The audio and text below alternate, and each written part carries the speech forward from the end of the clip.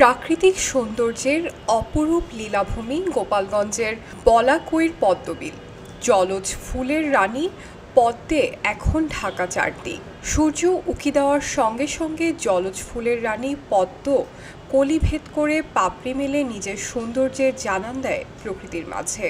প্রকৃতি যেন তার সৌন্দর্যের সবটুকু ঢেলে দিয়েছে বাতাসের তালে তালে দোল খাওয়া পদ্ম ফুলের পাতায় পাতায়। এলএমই সার্টিফাইড বিশ্বসেরা কপারে তৈরি ওয়ালটন কেবলস, যা আপনার স্থাপনাকে রাখবে সব সময় নিরাপদ। যতদূর চোখ যায় গোলাপি আর সাদা রঙের পদ্ম ফুল ৬৪টি পাপড়ি মেলে যেন স্বাগত জানায় প্রকৃতি প্রেমীদের। পদ্ম ফুলের অপার সৌন্দর্য উপভোগ করতে দেশের বিভিন্ন প্রান্ত থেকে পরিবার পরিজন আর বন্ধু বান্ধব নিয়ে ছুটে আসছেন পর্যটকরা। কেউ বা নৌকায় ঘুরে প্রাকৃতিক অপরূপ সৌন্দর্য উপভোগ করছেন, আবার কেউ ক্যামেরায় বন্দি করছেন স্মৃতি। সব জায়গায় এটা পরিচিত, মানে এই ফুলের জন্য, পদ্ম ফুলের জন্য। তো আমি এর আগেও একবার এসেছি আর আজকেও এসেছি।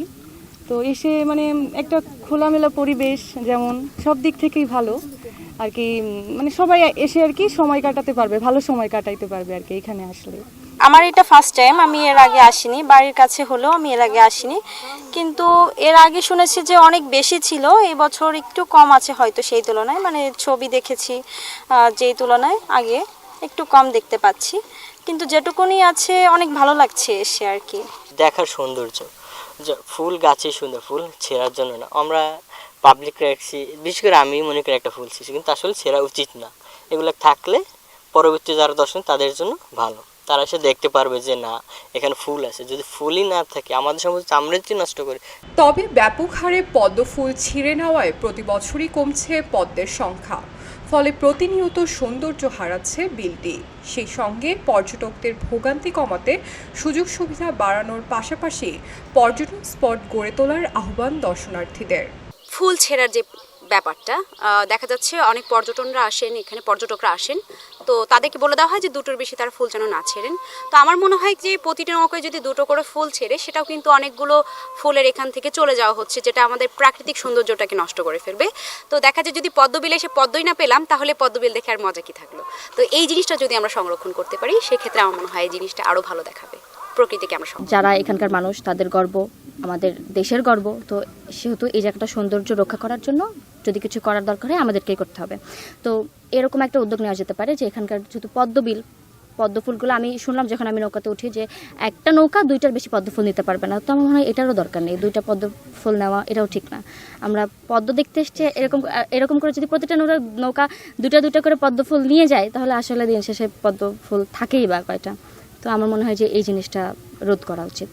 জুলাই আগস্টে শুরু হয় পদ্ম ফুল ফোটা, থাকে অক্টোবর নভেম্বর পর্যন্ত। বছরের ৬ মাস এ বিলে অন্যান্য ফসল ফলালেও বর্ষা মৌসুমে দর্শনার্থীদের বিল ঘুরিয়ে আয় রোজগার করছেন স্থানীয়রা। ঢাকা থেকে লোক আসে, সাতক্ষীরা থেকে লোক আসে, বগুড়া থেকে আসে, বরিশাল থেকে আসে। এখানে এই সিজন আসলে বর্ষার সিজন। আমাদের এখানে ৬ মাস পানি থাকে আর ৬ মাস হলো শুকনো হয়ে থাকে। এই শুকনো থেকে আমরা মানে বর্ষাতে লোকজনকে আমরা সুন্দর করে ঘুরাই, আমাদের অল্প কিছু টাকা পয়সা দেয়, তাই দিয়ে আমরা চলি। বলাকইর পদ্মবিলকে পর্যটন কেন্দ্র হিসেবে গড়ে তুলতে ইতিমধ্যে বিভিন্ন উদ্যোগ গ্রহণ করা হয়েছে বলে জানিয়েছে জেলা প্রশাসক। জেলা প্রশাসন গোপালগঞ্জ থেকে আমরা ইতিমধ্যে কয়েকটি উদ্যোগ নিয়েছি। তার মধ্যে একটি হচ্ছে এখানে চমৎকার একটি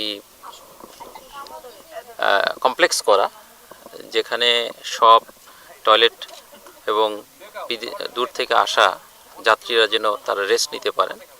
আর সাথে সাথে এখানে বেশ কিছু নৌকা আছে বিভিন্ন পর্যায়ের, ছাউনি দিয়ে এবং ছাউনি ছাড়া, তাদের নিরাপত্তার জন্যেও আমরা এখানে গ্রাম পুলিশ সহ বিভিন্ন ব্যবস্থাপনা নিয়েছি।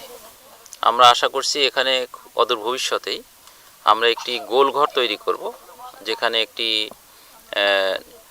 এই বিলের মাঝখানে যাতে ওয়াচ টাওয়ার তারা দেখতে পারেন এবং সাথে সাথে সেখানে তারা এইটা উপভোগ করতে পারেন। আর সাথে সাথে আসলে জীবন এবং প্রকৃতির নিবিড় সান্নিধ্যে আসার যাদের ইচ্ছা বা অপার সম্ভাবনা আছে, আমাদের আগামী প্রজন্ম, তারা যদি প্রকৃত দেশপ্রেম উজ্জীবিত হওয়ার জন্য চেষ্টায় থাকে, তাহলে এই জাতীয় স্পটগুলো আমাদের প্রমোট করা দরকার। 1988 সালের বন্যায় প্রাকৃতিকভাবে জন্ম নেওয়া এই পদ্ম আজ হাজারো ভ্রমণ পিপাসুর আকর্ষণের কেন্দ্রবিন্দু।